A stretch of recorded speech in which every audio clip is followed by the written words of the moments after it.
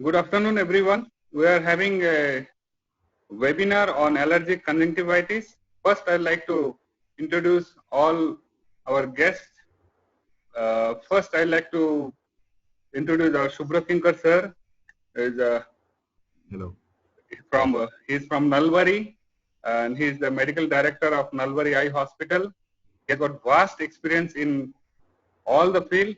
So I welcome you, sir. Next, I'd like to introduce my Madam Kasturi Madam, and I welcome you, Madam. And it's really pleasure to see you here, and you accepted in your busy schedule to be our panelist. Thank you, thanks a lot. And I think you don't need much introduction. You are the medical director of Sri Shankardev Netralaya, along with refractive surgery head, Teco head. The list is so long, I really don't know where it will end. I welcome, madam. Thank you, Prakash. So nice seeing all of you. Thank you. Next, I'd like to introduce my dear friend, Dr. Arun Atkoli. He is the medical director of Sunetra Hospital, Bangalore, and he's got very vast experience of cataract and refractive surgery. Welcome, Dr. Arun. Next, I'd like to introduce my very, very good friend, Dr. Lobsang, and he's a very renowned man in Arunachal. He is in Itanagar. He is the HOD ophthalmology of Ramakrishna Hospital. He has got experience of all anterior segment, even oculoplasty, refractive surgery, ICL. I welcome you, Dr. Lobsang. Thanks for accepting as a panelist. Next, I'd like to introduce Dr. Divakant, who is the probably most dynamic young man I am seeing actually. Thanks, Divakant, for accepting to be a moderator for this webinar. And he's a vitreoretinal surgeon in I7 Hospital, Lucknow. I welcome you. Thanks. And last but not the least, and most important person of the day, Dr. Karan Bhatia, who is he's the associate professor in Sitapur Eye Hospital.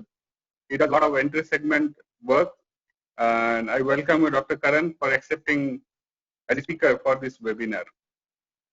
Thank you.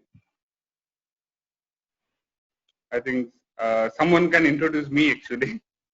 Yeah, Divakant. So I think you are the best person to introduce yourself. Thanks. It's like dream come true to be, sitting together like this and discussing something. Myself, Dr. Prakash. I am settled in Bangalore, and I run a hospital called Divya Eye Hospital. I'm mainly anterior segment surgeon. Plus, mainly I do a lot of our charitable activities. Thank you. So I think we'll start, Divakant, we'll start with the presentation now. Sure, sir. Okay. Are you ready, Dr. Karan?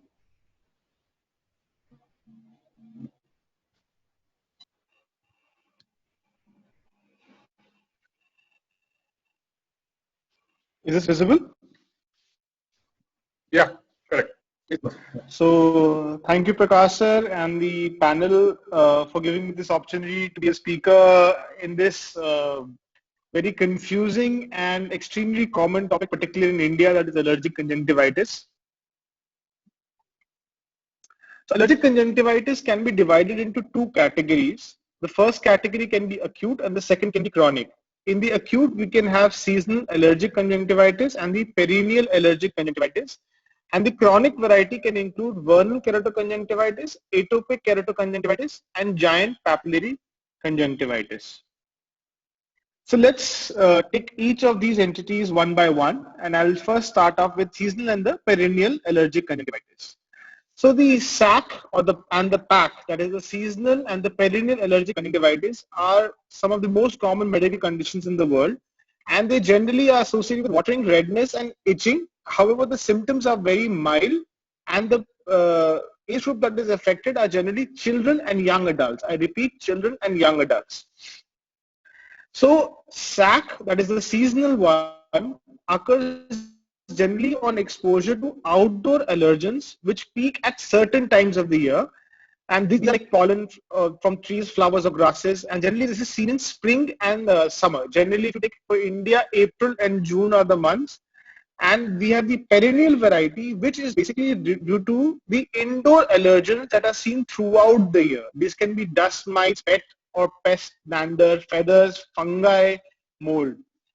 So these two entities have a mechanism of pathogenesis generally because of type 1 hypersensitivity.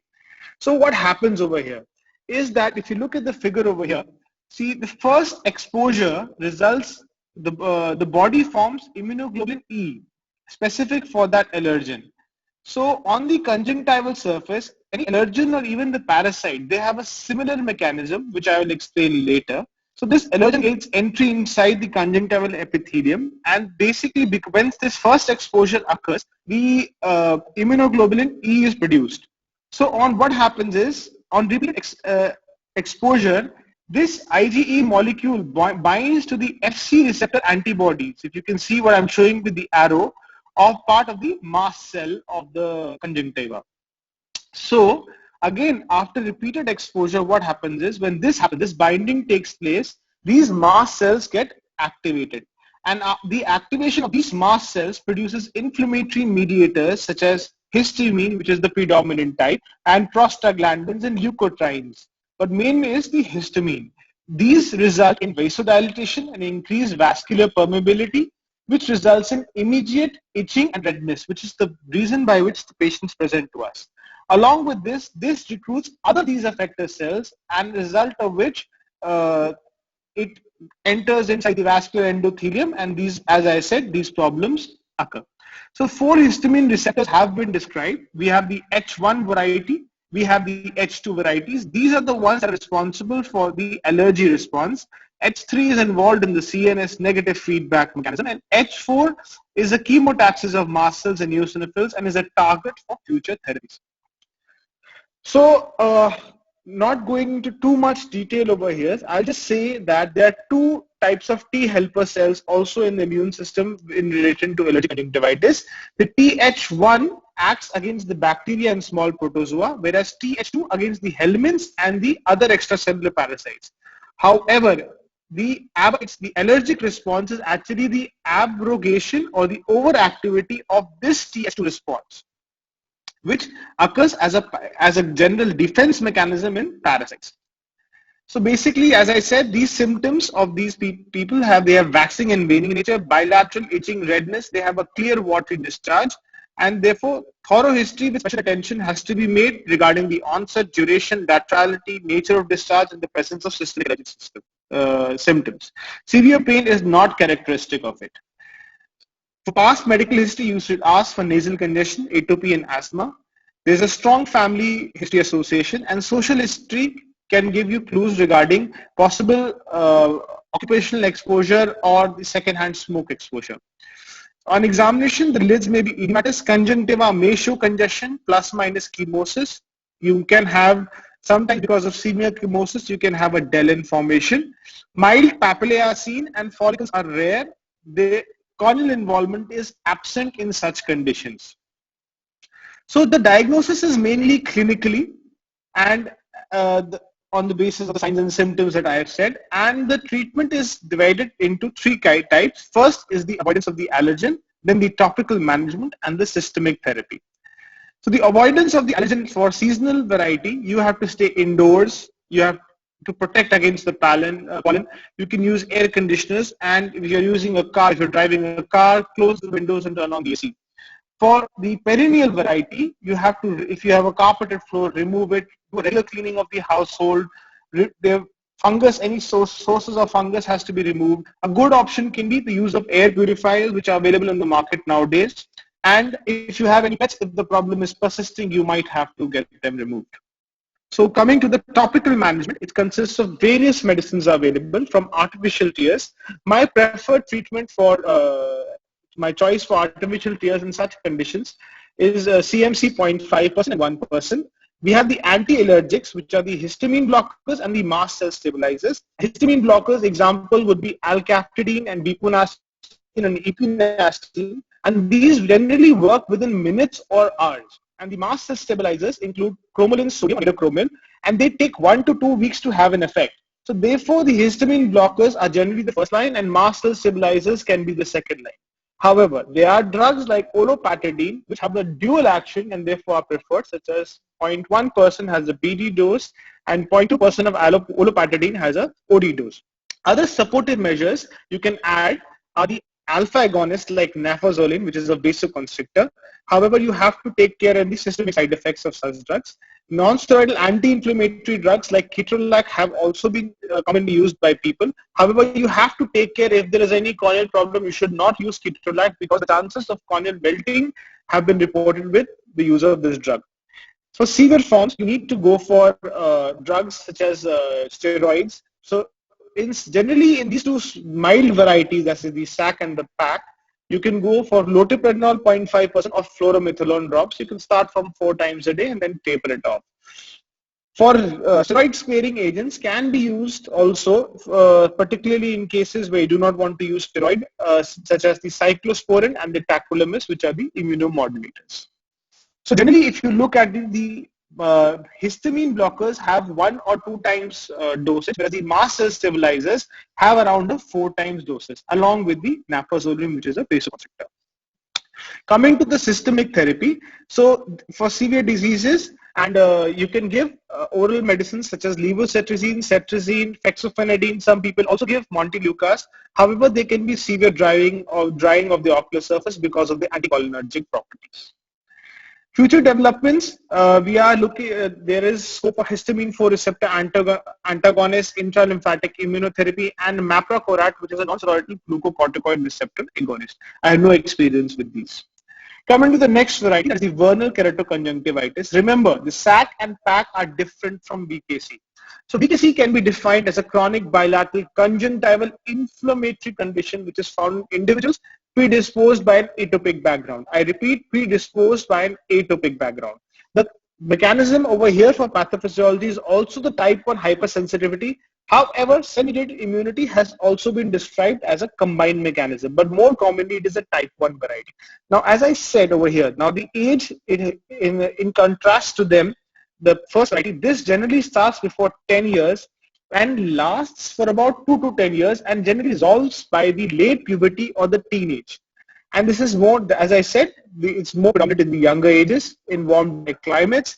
And again, also this can be a perennial incidence or peak incidence in the spring and the summer. So atopic diseases, bronchial asthma, allergic rhinitis, you need to rule them out. So this can be of 3 varieties, the palpable, limbal, and the mixed form. The palpable variety generally involves the upper tarsal conjunctiva. This is very important because the atopic conjunctivitis that I will be describing later generally involves the lower tarsal conjunctiva. Now, the palpable variety can be associated with significant corneal diseases. This is because of the contact between the inflamed conjunctiva and the corneal epithelium.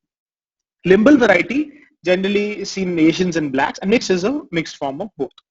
So symptoms can be severe itching. See, the early varieties of SAC and PAC had mild itching. These people have severe itching with photophobia, foreign body sensation, thick mucoid discharges there, increased blinking or blepharospasm has also been reported.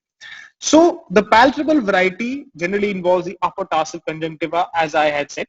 And you can see over here that these papillae generally have a typical cobblestone appearance, as you can see. This is what a cobblestone looks like. So in early mild disease, you can get conjunctival hyperemia or congestion, and there's mild papillary atrophy over here. So then the next stage can be a macropapillae, which is less than 1 millimeter, as you can see. This is also a macropapillae over here.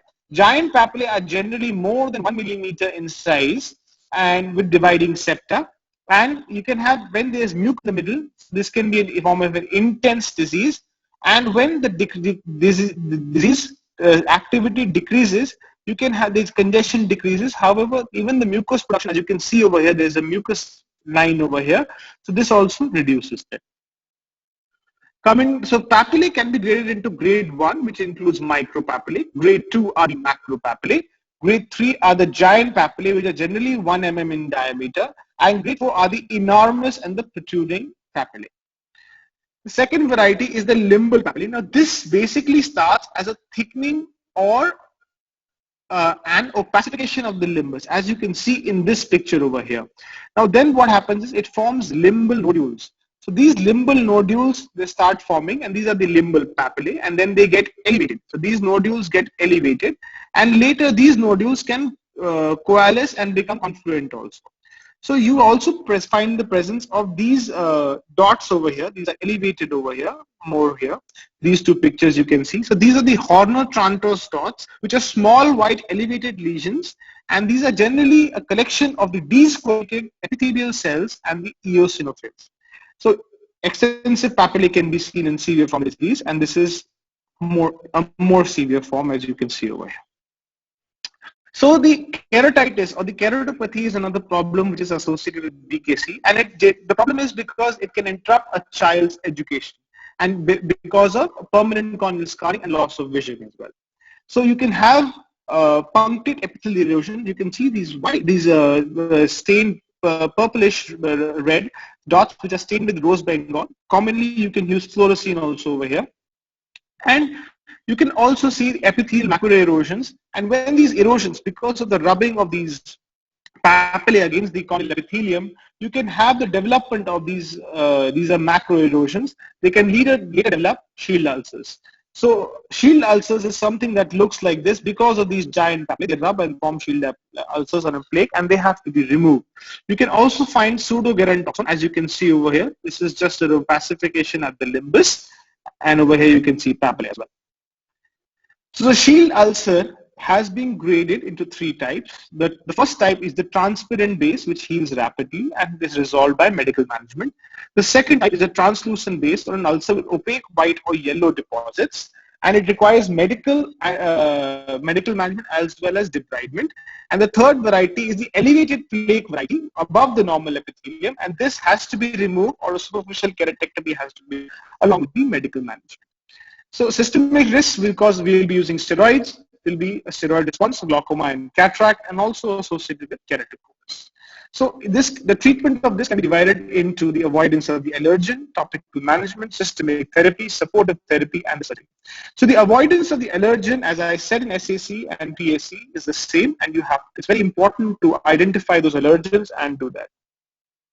Second, the topical management over here is approximately the same as the first variety, but you have to give a lot of artificial tears because the patient feels better with it.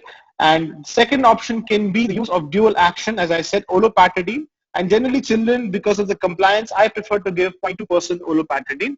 Steroids have to be given. It's extremely important, particularly in severe form of the disease. But then you have to shift to prednisolone or dexamethasone. Dithroprednol I myself don't use because it has a lot of high steroid response. But in such cases, a severe variety or a severe exacerbation, you have to give a high pulse dose regimen of 8 times per day, 1 week, and then you can taper it off. You can also use later on steroid sparing agents like tacrolimus and cyclosporin, but they take about 3 to 4 weeks to produce their effect. Acetylcysteine has also been described as a mucolytic agent, which dissolves the mucous filaments and deposits, and basically it addresses the early plaque formation. So topical management, and apart from that, you have to monitor the IOP because of the risk of glaucoma in such cases. Systemic therapy is again the same as I had described for SAC and PAC. Along with that, you can do desensitization, can be something that can be tried by a subcutaneous, sublingual or oral route. And basically you're giving a lot of strong allergen over here, such that a Th2 allergy responses. You get a Th2 allergy response. Supportive therapy like climatotherapy or cold compresses are extremely important. And for persistent epithelial defect and punctate epithelial erosions, you can give a bandage contact lens. Surgery, so you can go for supratarsal steroids, cryoablation, superficial keratectomy for plaques. Now that has to be done for these shield ulcers. And remember, these shield ulcers are not infected, so you have to give steroid along with that. And then shave excision of the giant papillae has also been described. So supratarsal injection is generally given for refractory and severe cases, and 40 mg to 20 mg you give around above the superior tarsal border, and this is how you do it. So you just go above the superior tarsal border and you inject this the steroid, but you have to be very careful in such situations because people can have a very high steroid response in such cases. So shave excision, I personally do not do myself. So this has been done. Yeah. So this is about it, and we can go on to the next. That is the atopic keratoconjunctivitis. So atopic is a bilateral chronic inflammatory disease of the conjunctiva and the lids. It is associated with atopic dermatitis, and it involves generally an older age group in comparison to the VKC. It occurs throughout life and is associated with eczematous skin lesions. It is a combination of type 1 and type 4 hypersensitivity reactions, and itching is the major complaint by which the patient comes, and it is similar to VKC, but it is more severe and unremitting. So they generally have severe persistent periocular itching, which is associated with dermatitis. Bronchial asthma has been seen in 65% of the patients, or allergic rhinitis also in 65% of these patients, and there's a family history of atopic disease. So coming to the skin, if you can see over here, you can have a lot of periocular scaling and flaky dermatitis with a reddened base. You can have even associated cephalococcal blepharitis, madarosis, along with keratinization of the lid margin. Few signs that I have given for academic purposes, you can note them down. Along with this, you can have lag ophthalmos, because the lid becomes, in a way, the conjunctiva becomes a little bit leather-like. You can lead to cyclical entropion formation as well, and ptosis also. You can have lateral canthal ulceration. You can have mebomitis and punctal ectropion also. And coming to this conjunctiva, you can have a discharge. Now, as mucoid discharge was seen in VKC, you will have a watery discharge over here, and congestion will be there. Papillary hypertrophy generally is seen in the inferior fornix, as you can see over here, and you can have scarring as well, keratinization, similar, and as you can, this picture shows the fornix shortening, and you can have over here keratinization that is taking place at the caruncle. So limbal signs are same as VKC. Keratopathy, generally the P's involve the inferior 1/3 over here. This is a severe form of the disease because of vision loss, because of peripheral vascularization and stromal scarring, and you can also have secondary microbial ulceration in such cases. There's an increased incidence of HSV keratitis and keratoconus in such cases, and the lens can also have anterior subcapsular or a posterior subcapsular cataract, and there's an increased risk of detachment, particularly following cataract surgery.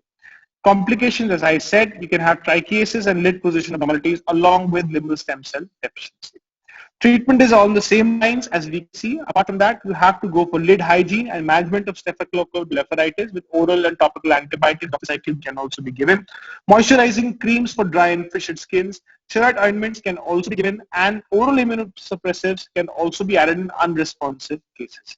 And finally, for sequelae, you have to go for the correction of lid and ocular surface abnormalities. This is a picture for that. You can just note this down. As I said, VKC involves the young, AKC involves the older individuals, and the VKC is more of a spring-oriented, AKC is in perennial, and the dermatitis and skin involvement is seen in atopic keratoconjunctivitis, not in VKC. The site of involvement in VKC is the upper tarsus, whereas AKC involves the lower tarsus, and scarring is more common in AKC. Shield ulcer is generally seen in VKC, however, epithelial defects are more common in AKC. Scarring is central in AKC in comparison to VKC, which is peripheral, and vascularization, which is rare in VKC, becomes common in AKC. So this is a chart that you can use. Coming to the giant papillary variety. Now, this giant papillary variety is generally non-infectious inflammatory disorder. Originally, giant papillary were described as 1 millimeter, more than 1, as I had said earlier. However, the new terminology defines it more than 0.3 millimeter as well. These are generally associated with the use of contact lenses, post-glaucoma surgeries, exposed sutures, prosthetics, even extruded scleral buckles, and rarely limbal dermoids. So this is because of a combined effect of mechanical trauma and the immune response to the antigens. And so basically it depends on the type, wearing schedule, and the cleaning routine, and the length of the time worn of the contact lenses. And this higher incidence has been seen in extended wear contact lenses. So the early disease can be very mild, so that the patient really presents to the OPD, to a lot of blurring of vision along with persistent foreign body sensation, such that the patient decreases the contact lens wear, and finally he or she doesn't want to wear it. The ropey discharge, whitish mucoid discharge, is seen medially in the inferior fornix. You can also find substantial amount of contact lens protein deposits, and excessive contact lens mobility can also be seen due to the upper lid capture. So you can see over here, you can have these papillae that over here. These are the giant papillae, as you can see over here. So These are generally seen in the upper tarsus. This is the sign that shows these from the satin to the uniform to the non-uniform appearance, and finally giant papillary appearance. Regarding soft contact lens, if you divide the lid into 3 zones over here, the zone near the superior tarsus is the zone 1, then the zone 2, and near the lid margin the zone 3. Soft contact lens start from zone 1 to 3, whereas the RGP go opposite from 3 to 1. Whereas the other causes, such as a filtering bleb or a suture, can have a localized problem in that specific area, so it doesn't can be in any zone. Keratopathy is rare, and ptosis can occur because of irritative spasm and tissue laxity. It is secondary to the chronic inflammation. Treatment is again on the similar lines of other allergic conjunctivitis, where you have to, but over here you have to look at the excluding the causes by which the problem is taking place, removing the stimulus, and also effective cleaning of contact lenses or processes, and finally the topical management. So sometimes while removing the stimulus, the patient should remove the contact lenses and shift to spectacles, and effective cleaning, as I said, is extremely important. And finally, in all these allergic conditions, the role of counseling is very, very important. So you have to counsel them that the treatment is going to be for a long duration. And you have to give confidence to the parents. And apart from them, explain to the risks of steroid and repeated follow-ups. Thank you so much.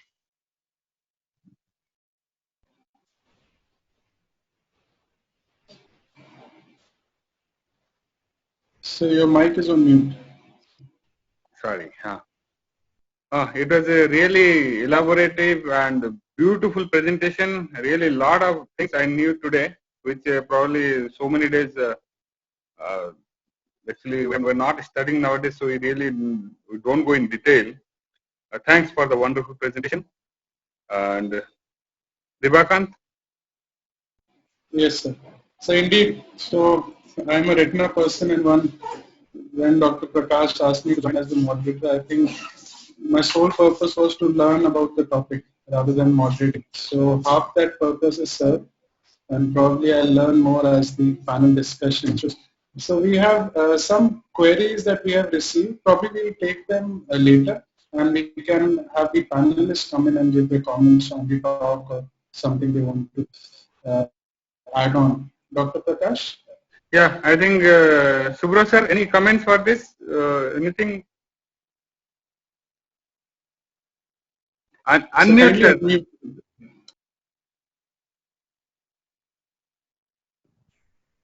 Yes. Can you hear me? Yes, sir. Since last 30 years I am in practice, and the last word the speaker, Dr. Karan, has nicely mentioned that counseling. The most important part is that whatever treatment you are giving, anti-allergic, either systemic or topical, whatever may be, ultimately it doesn't work much until and unless you use the steroid. But steroid has got so much of side effect. I have seen so many patients having glaucoma and cataract after indiscriminate use of steroid. So definitely the treatment protocol should be the first one that we have to counsel the patient that this is not a treatable condition that will go off without any treatment.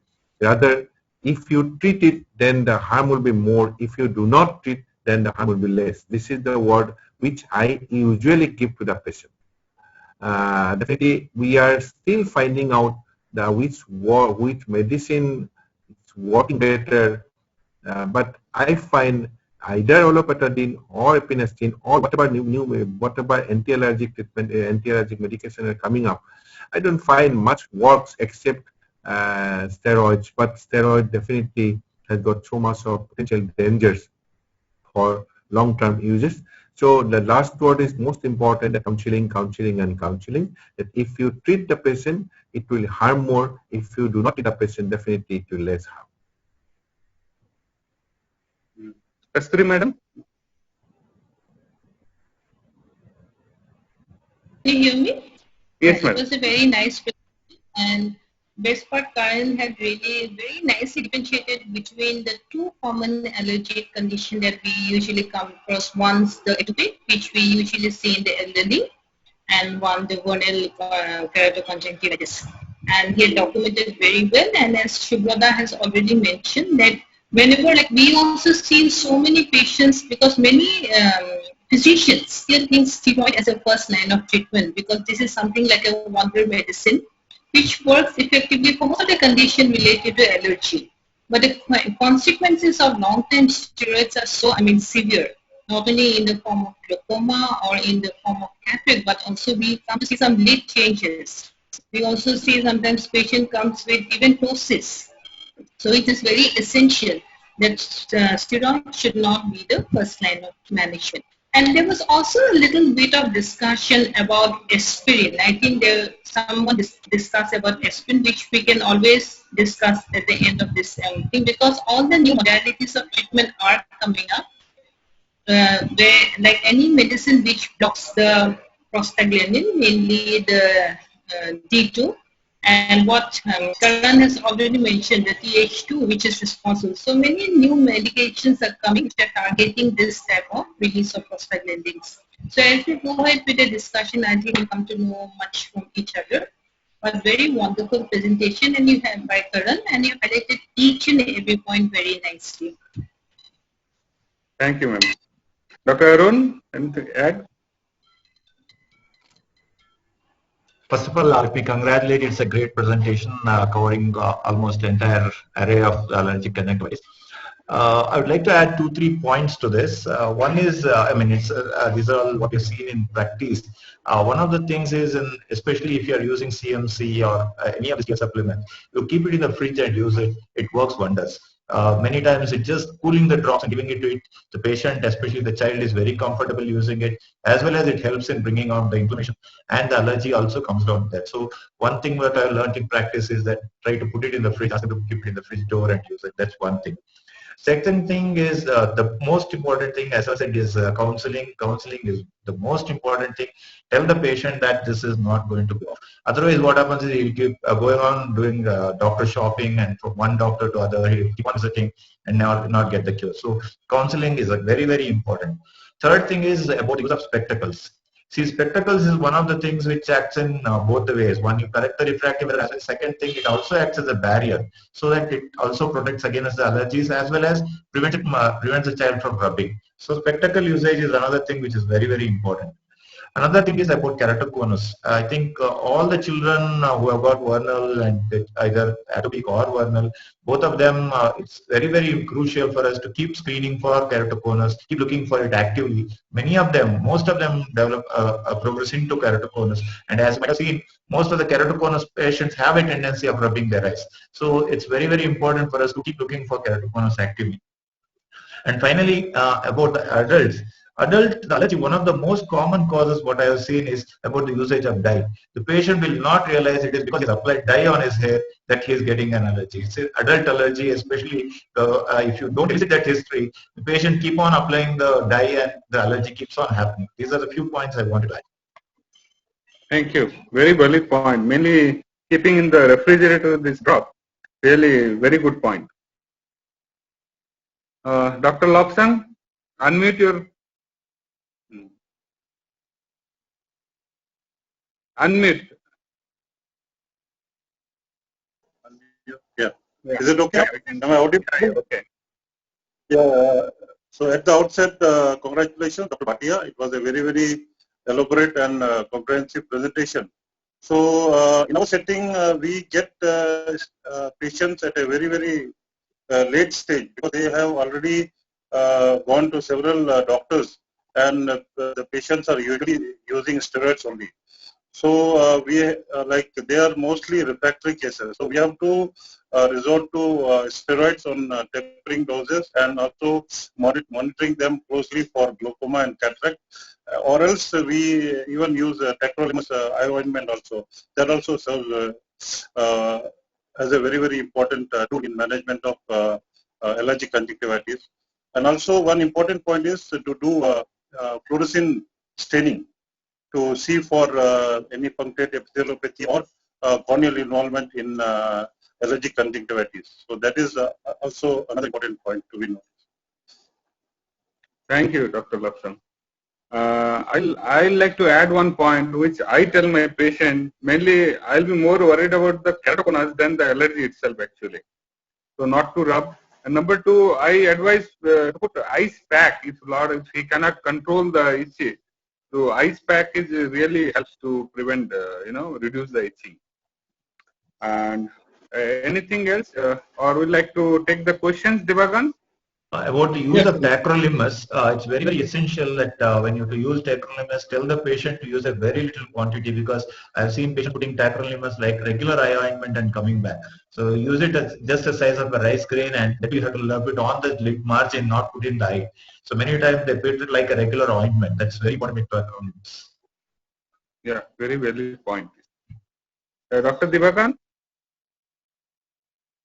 I think we have few questions, so you can. So the first question is by Dr. Babu KV from Kerala. So he has asked regarding role of aspirin tablets in BKC.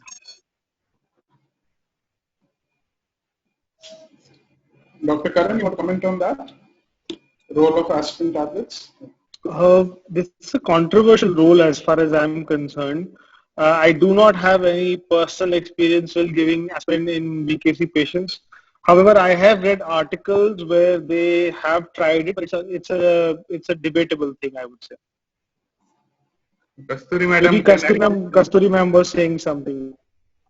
She had to go for an emergency case, so she had to leave just now. So yeah, she's not there. So any other panelists want to comment on that regarding the role of aspirin tablets? It's yet to be proven, actually, not used regularly. Yes. Yes. Moreover, it has its own side effects. Its own systemic side effects. You have to take that into account as well before using aspirin. Plus, it is going to be more common in children, and when we are using it, we should be really cautious about aspirin. So, Dr. Sushma Nandesh from Karnataka, Bangalore has asked, please elaborate about steroid usage. So, probably she wants you to talk a bit more about the usage of steroid in such cases. Maybe the doses and how do you titrate your steroids. Which ones you prefer?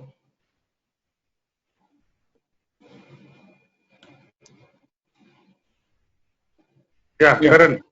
Karan, please.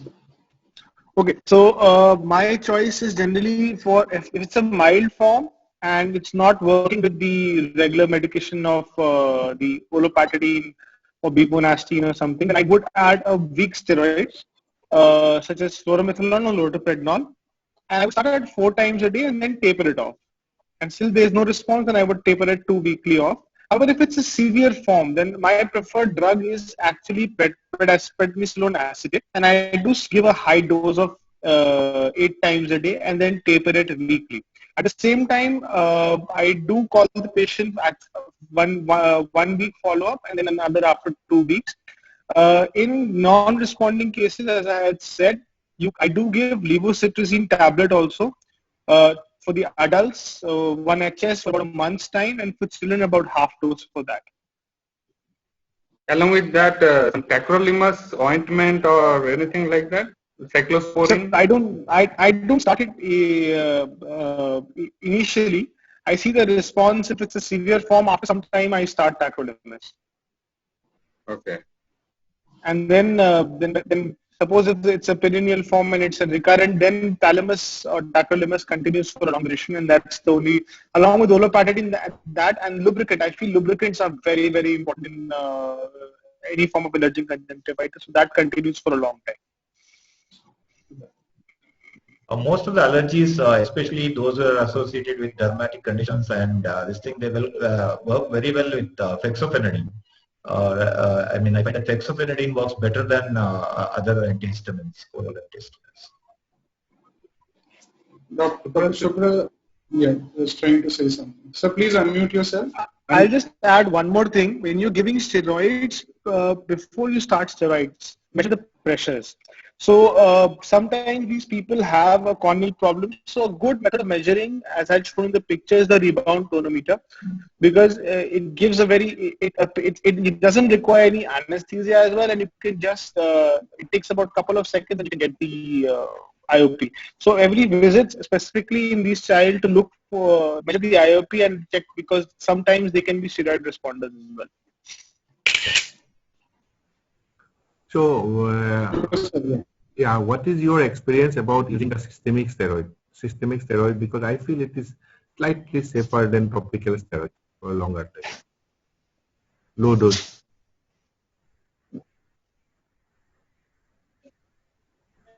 Hello? Karan? Sir, are you asking me, sir? Are you Yeah, asking yeah. me, sir? Yeah, that is my last line. I don't like to give systemic steroids unless it is, absolutely required. So because of various other problems, if a person uses it for a long time and systemic problems are there, it's fine. I prefer not to use systemic steroid unless it's absolutely required. Do the panel have any other opinion about this? I You guys are also more feel senior. that systemic steroid will have sugar, gastritis, and weight gain, all Cushing disease, lot of problems. So plus, I think with most of the topical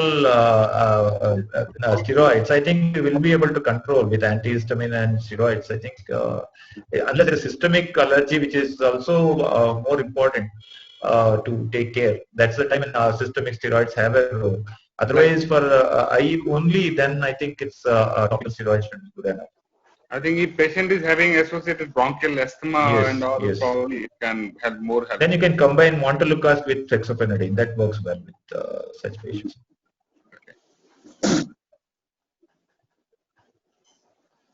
We usually combine steroids with antibiotics because usually we find mixed sort of conjunctivitis. So you can give moxifloxacin, dodiprenol combination that works well. Sir, I slightly differ over here. I prefer not to give antibiotics unless it is absolutely required only for the corneal involvement. If it's there, then I can give, and I don't like to give moxifloxacin and gatifloxacin in higher forms. I would shift to a cheaper form and something like ciprofloxacin if I have to give. Otherwise, I generally don't prefer to give just for VKC purposes. I don't like to add steroids. But if there's corneal involvement and if there is P's or something, I can give around 4 times a day. This is my opinion. About antibiotics? Yeah, I differ. I don't like to give antibiotic unless if it's some sort of an there's some sort of associated meibomian gland dysfunction. Then I will be giving oral doxycycline and I give azithromycin as well as for those purposes. Otherwise, not. What about your experience about the cyclosporin? How many dose? What's the usual dose and for how long you are using? So I give it for long periods only. I give there are different people say different things. So I have had patients. I generally use 0.05% BD. But again, as I said, it's BD. Yes, sir. It's not my preferred line of management. I would only go to them if these are refractory cases and they're not responding, and you need to give some sort of therapy, immune altering therapy, so that this thing doesn't happen. Otherwise, I generally don't give it. And I would prefer I prefer Talamus over cyclosporin.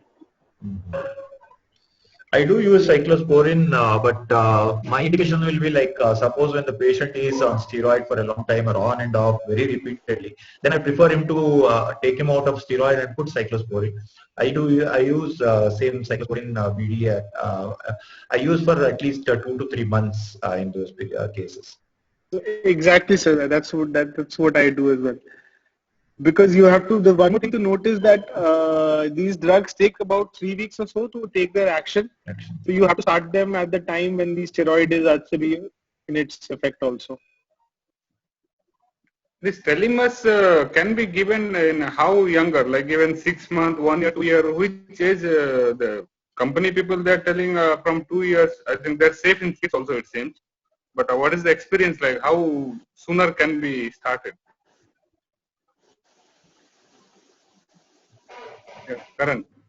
Yes, sir. I have started in 5-year-old children. I have not started before that. Okay.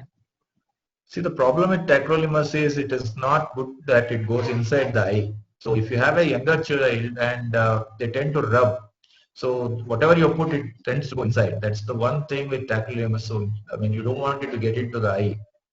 So very young children, that may be a problem.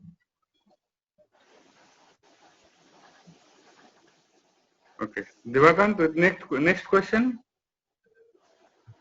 Yes, sir. So I'll just open it. A lot of questions coming in. Meanwhile, Dr. Karan, do you go for any blood investigations like IG levels or anything? Do you do it in patients? So the patient cadre that I deal with right now are extremely poor. Okay. So no blood investigations. Okay. What is your opinion as to what blood investigation should be done? Usually don't require, but when there is a systemic association, probably we have to go for a battery of investigations to find out if at all what kind of allergy we are dealing with. That was some of those chronic patients where you have all exits of a picture and you are not sure which category it belongs to. Some of the blood tests, especially IgE levels and things, may be of little help. Have you got any experience on skin testing, for these allergens? Not of use. You can just have it for your academic purposes. But only thing we usually forget to give the anti-helmintic. Majority of the child, they must have the anti-helmintic treatment while we are starting with the anti-allergic atopic allergy. Okay, that's a good point. So I'll take the next question then. That is by Dr. Abhishek Katiyar from Bareilly. So he is asking, can steroids and antihistaminics be given together?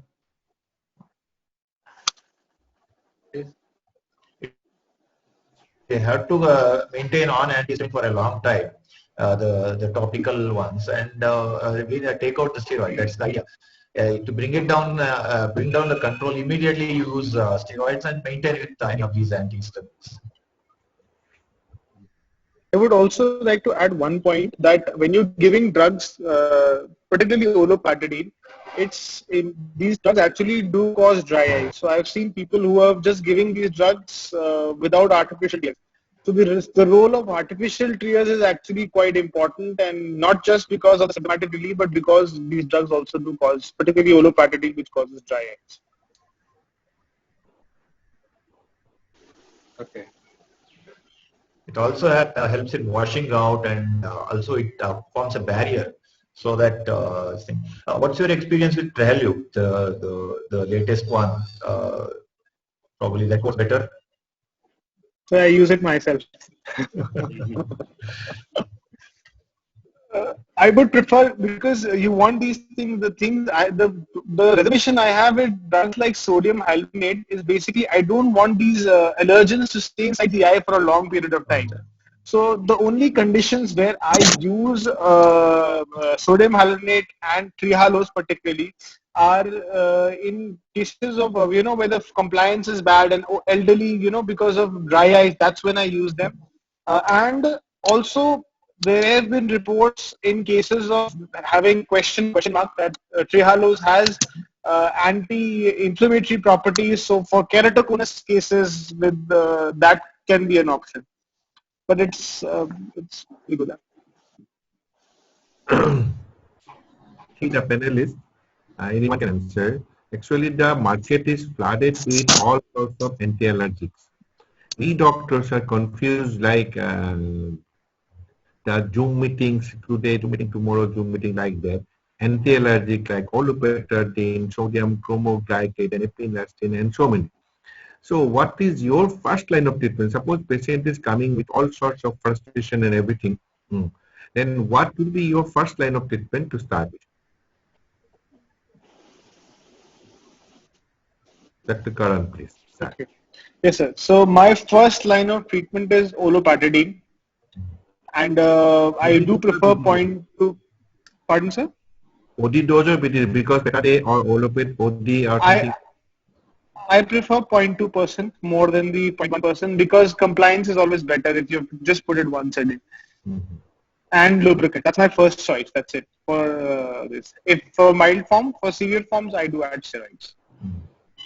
And if there is some sort of punctate epithelial erosions or something, I do add ointments at night, like Imis gel ointment or Dentyl gel ointment. I add this, and I prefer these forms rather than the other brands because I've used them. I also have dry eyes with Shermers of about 3 and 5. So I am very comfortable with these rather than those paraffin ones which have a whitish, coloring that gives to the. These are comfortable. So, Dr. Arun, I just want to share your experience. What is your experience before? Sir, I slightly differ here because what I do is usually I see the patient and then decide based on the patient's need. I feel relieving him of the symptoms is the first priority. So what I do is, if I feel that the patient comes back to me and is a person who is staying close by and is going to be on regular follow-up, educated and things like that, I usually give him a mild dose of steroid for 3 to 5 days. So it brings down the itching and other things immediately.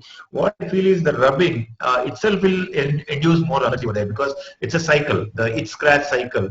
It has to be broken. So I usually give a steroid like a fluoromethalone or a loteprednol for at least 3 to 5 days, along with an antihistamine and a lubricant. So then I stop it at the 4th or 5th day and straight away, and then continue with the artificial tears and antihistamine. That's my regime.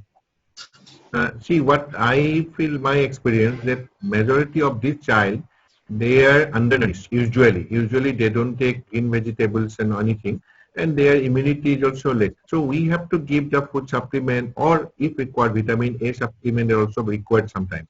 Many cases I have seen that dryness is because of not other thing, dryness might be because of vitamin A deficiency also. So many cases it disappears with supplementation of the vitamin A also. Yes, sir. So a lot of audience questions. We'll try to take them quickly as we have another 6-7 minutes more. So Dr. Samuel from Bangalore has asked how long steroids can be given in case of children.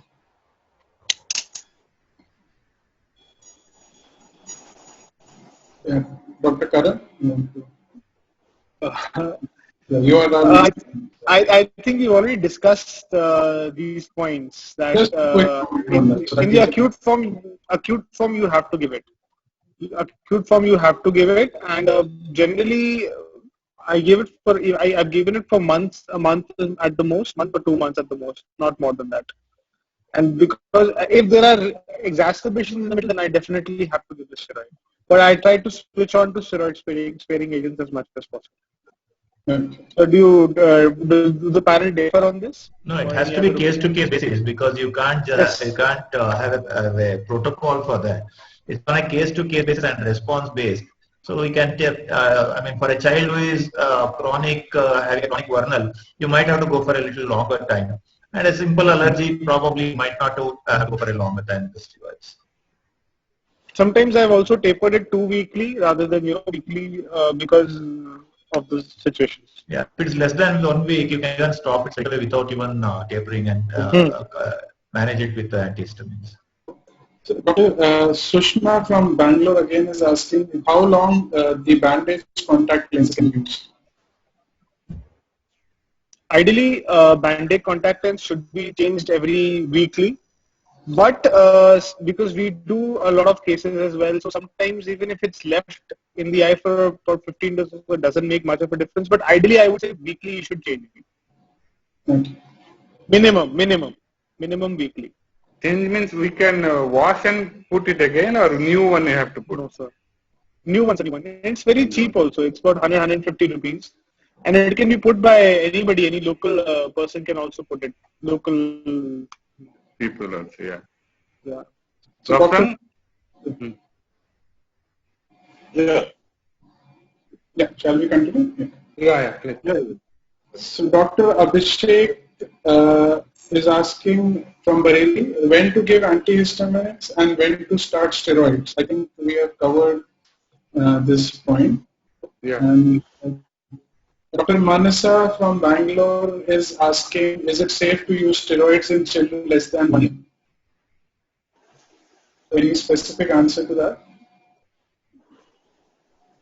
I think it is, if necessary, we have to give only. If it is really, if it is indication is there, you have to give.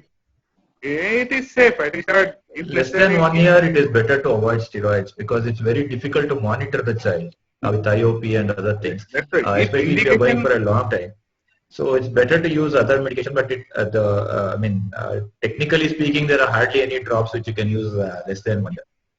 But try to avoid steroid as much as possible.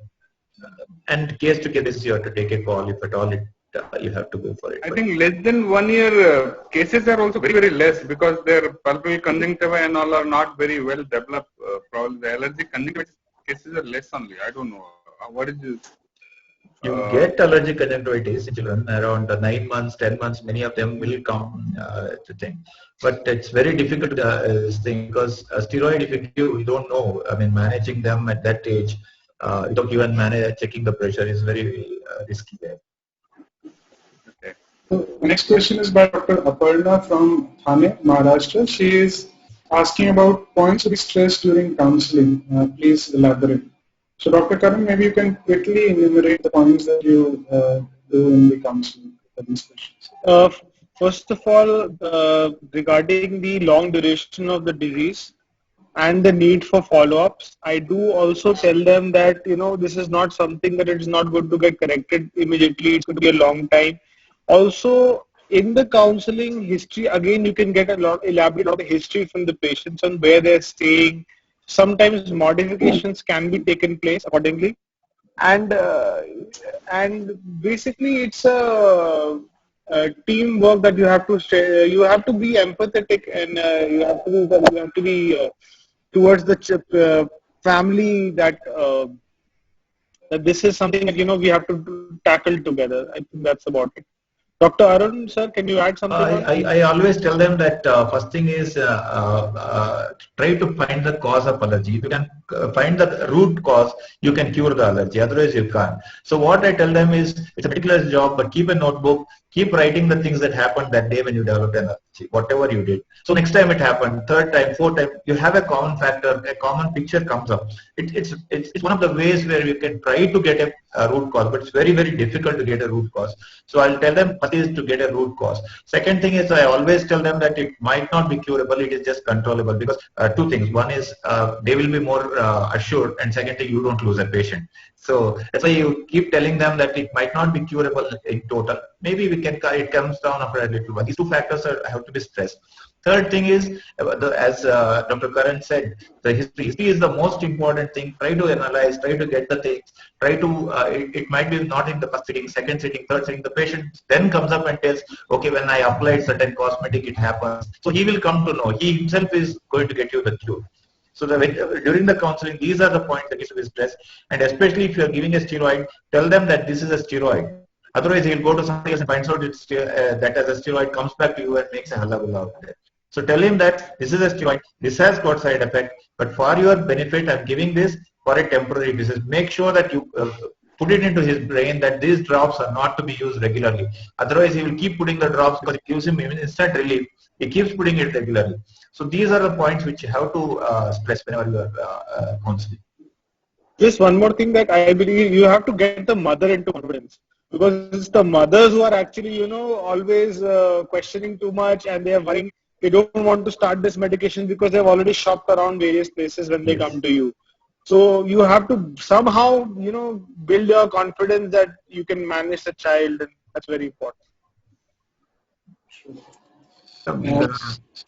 Dr. Or nicely said that actually what happened, why we know that steroid is harmful, Despite that, we doctors are prescribing steroid. Why?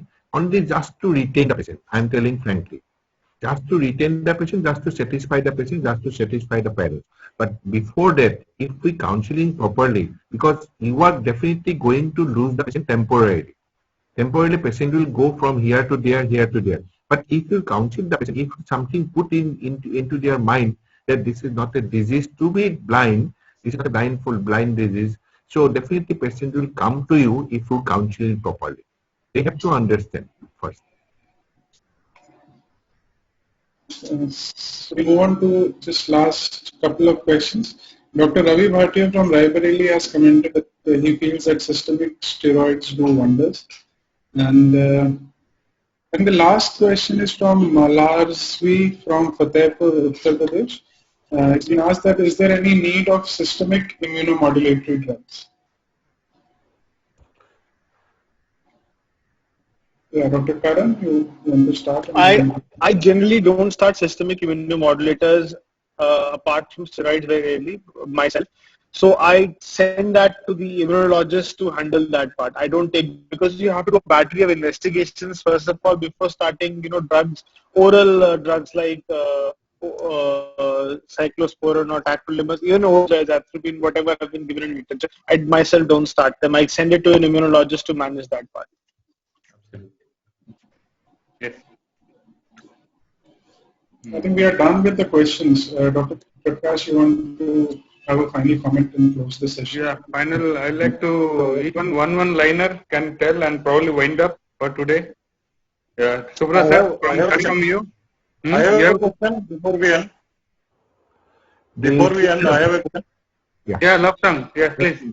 Yeah, so what will be your special considerations during this COVID time in relation to allergic conjunctivitis? I think the most important thing is to find out the allergic conjunctivitis from the actual viral conjunctivitis, because both of them comes as red eye, and here in Bangalore especially we are not taking the patient with red eye into the main OP, seeing them in the side rooms or other things. So to differentiate, otherwise what happens is all red eyes are put there. Then to differentiate is very important in the COVID time. So at the trial only you sort of differentiate? Pardon me? So at the trial only you differentiate? Yeah, I mean, you try to take a history there. The history becomes very crucial there, because you have to see that history whether there is an itching or not. An itching puts it more in favor of an allergic conjunctivitis, because your staff doesn't know. Any red eye is a red eye for them, whether it's allergic or infective. That differentiation is very, very crucial.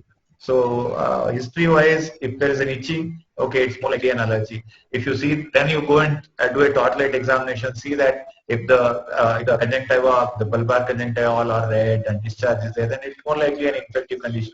So differentiating is very important during COVID times. Thank you. Yeah, Divakant, I think we are done today. Yes, sir. I think we are right on time. Anyone wants to add anything or anything to say? Nothing. Since last 30 years, I'm in practice, 35 years, and I find the allergic conjunctivitis and migraine, these two are the most worrying subject, most tough subject, really difficult subject. Really find it so difficult to find any concrete solution in this subject. Thank you very much for finding out this 1 hour. Very important. I learned a lot. Thanks, Prakash. As sir was saying, I think it's very important. Allergic conjunctivitis keeps increasing, and what one surprising thing or very interesting thing I noted was, you go and check the statistics of your city. Whenever there is an increase in pollution there, you will have more number of allergic conjunctivitis. So allergic conjunctivitis indirectly is an indication of the pollution around you. Yeah. Okay, that's a very good point, really. Yeah. Yes. Okay, Divakant, I think now trying to thank everyone. Yes, sir. I'd like to thank Dr. Karan, Dr. Arun, Subra sir, and Dr. Lobsang, and most importantly Divakant for accepting as a moderator, and thanks for all the help. And Madam is already not there, and one more, our Indivar Mishra could not join because of he had got some emergency. And most of this, I think I should thank Mr. Prashant from Sipla, who has taken a lot of pain, and along with his team, Tina and a few others. So, and I thank all. And I had a very good 1 hour learning experience. Thanks a lot. Thank you so much. Thank you so much. Thank you.